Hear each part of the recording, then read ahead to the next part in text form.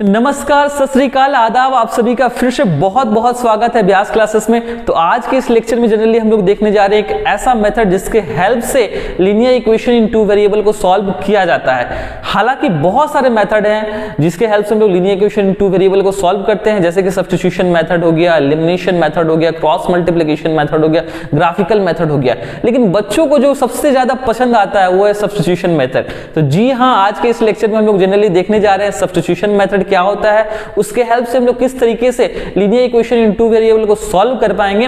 तो मैं हूं शिवम कुमार और बने रहिए आप इस लेक्चर के साथ।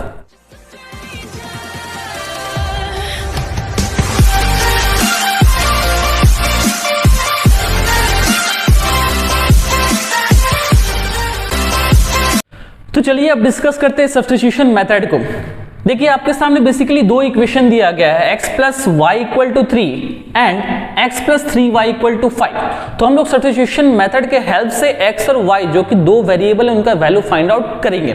चलिए देखते हैं। तो देखिए सब्स्टिट्यूशन मेथड में बेसिकली होता क्या है, एक वेरिएबल को हम लोग दूसरे वेरिएबल के फॉर्म में लिखते हैं सबसे पहले। तो आप यहाँ पे क्या कर सकते हैं, x को लिख सकते हैं 3 माइनस वाई। एक वेरिएबल को हम लोग क्या किए, दूसरे वेरिएबल के फॉर्म में लिख दिया। आप चाहते हैं तो y को भी आप x के फॉर्म में लिख सकते हैं, किसी वेरिएबल को आप किसी दूसरे वेरिएबल के फॉर्म में आराम से लिख सकते हैं। अब इस वैल्यू को हम लोग क्या करेंगे, इस जगह पे सब्स्टिट्यूट कर देंगे। ठीक है, तो x का वैल्यू आपका यहाँ पे कितना आया था 3 माइनस वाई, यहाँ पे हम लोग पुट कर देंगे दूसरे इक्वेशन में। ये हो गया 3 माइनस वाई और ये है आपका 3y, this is equal to 5।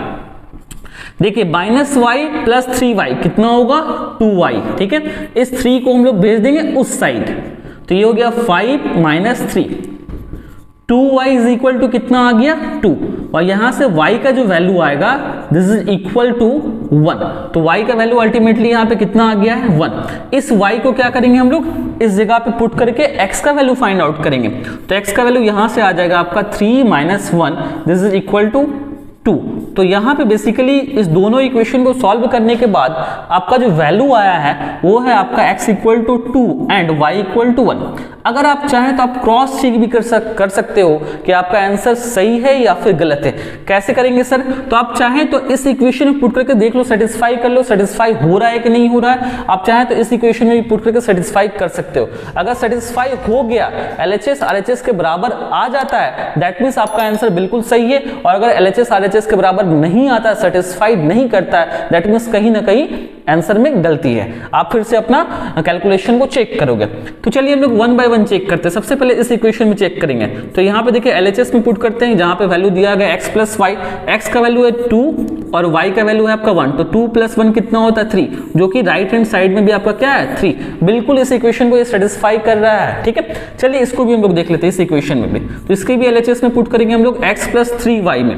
x का वैल्यू है 2 प्लस 3 इंटू 1, तो ये कितना आ जाएगा 2 plus 3, this is equal to 5। ये RHS के बराबर आ रहा है। दैट मीन्स आपका जो आपने जो वैल्यू निकाला है this is equal to x equal to 2 and y equal to 1 बिल्कुल सही है, क्योंकि दोनों इक्वेशन ये क्या कर रहा है, सेटिस्फाई कर रहा है। किसी भी इक्वेशन को मैं आप पुट करके चेक कर सकते हैं कि आपका आंसर सही है या फिर गलत है। चलिए और हम लोग एग्जाम्पल को चेक करते हैं।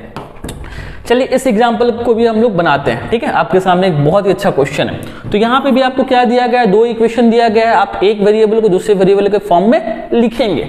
चलिए तो यहाँ पे हम लोग लिख लेते हैं y is equal to 3 plus x. देखिए ये जो सिलेक्ट करना है कि किस वेरिएबल को किस वेरिएबल के फॉर्म में लिखेंगे, ये जनरली आप लोग वैसा ही सिलेक्ट करिए जो आपके लिए कन्वीनियंट हो दूसरे इक्वेशन को सॉल्व करने में।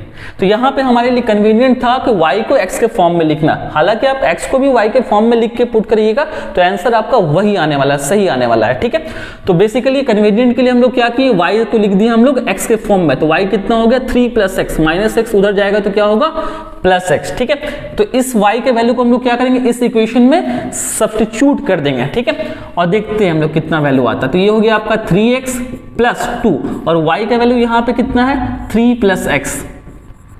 तो इस इक्वेशन को हम लोग सॉल्व करेंगे। तो ये हो गया आपका 3x, 2 इंटू 3 कितना होगा 6, 2 इंटू एक्स कितना होगा 2x इक्वल टू 11। ठीक है, तो ये 3x और ये 2x आपका मिलके कितना हो जाएगा 5x। ठीक है, और ये बोलेंगे कि 6 बाबू आप उधर चले जाओ, तो 6 जाएगा तो अकेले तो जाएगा नहीं, अपना साइन को भी लेकर जाएगा, और जैसे ही ये प्लस को लेकर जाएगा उधर क्या हो जाएगा माइनस, तो 11 में से 6 गया। ठीक है, तो 5x इज इक्वल टू 5 और यहां से आपका x का वैल्यू कितना आ जाएगा 5/5, दैट मीन्स x का वैल्यू कितना आ गया है 1। ठीक है, तो x का वैल्यू आपको 1 मिल गया है। अब यहां पे हम लोग क्या करेंगे, इस वैल्यू को पुट करके y का वैल्यू निकाल लेंगे। तो y का वैल्यू आपका आ गया 3 + 1 यानी y का वैल्यू कितना आ गया 4। तो अल्टीमेटली दोनों इक्वेशन को सॉल्व करने के बाद आपका जो वैल्यू आया है this is equal to x equal to 1 and y equal to 4। चलिए क्रॉस चेक करते हैं कि हमारा आंसर सही है या फिर गलत है। सबसे पहले इस इक्वेशन में हम लोग पुट करते हैं। तो यहाँ पे आपको दिया गया है y माइनस एक्स। ठीक है, तो LHS में हम लोग देखते हैं सबसे पहले। तो y आपका कितना आया 4 और x का वैल्यू कितना है 1, तो 4 में से 1 गया तो कितना है 3, जो कि RHS में भी है। ठीक है, आपका RHS में भी कितना दिया गया है 3, यानी बिल्कुल हमारा आंसर क्या है सही है। LHS RHS के बराबर आ रहा है, इक्वेशन को ये वैल्यू क्या कर रहा है सेटिस्फाई कर रहा है। चलिए इसमें भी हम लोग पुट करते हैं। तो यहाँ पे देखिए LHS में क्या है, तो 3 इंटू एक्स, तो x का वैल्यू कितना है 1 प्लस 2 इंटू वाई, वाई का वैल्यू कितना है 4, तो ये आपका कितना आ गया 3 + 8 दिस इज इक्वल टू 11 और RHS में भी आपका क्या है 11 है। तो इस तरीके से आप लोग क्या कर सकते हैं, आपका जो वैल्यू आया है उसको आप क्रॉस चेक कर सकते हो कि आंसर आपका सही है या फिर गलत है। अगर सेटिस्फाई कर जाता है तो आंसर बिल्कुल सही है, अगर सेटिस्फाई नहीं करता है तो आप एक बार चेक करो, हो सकता है आपका कहीं कैलकुलेशन गलत है। ठीक है, चलिए फिर आई थिंक आपको ये लेक्चर समझ में आया होगा, सब्स्टिट्यूशन मेथड आप बहुत अच्छे से समझे होंगे।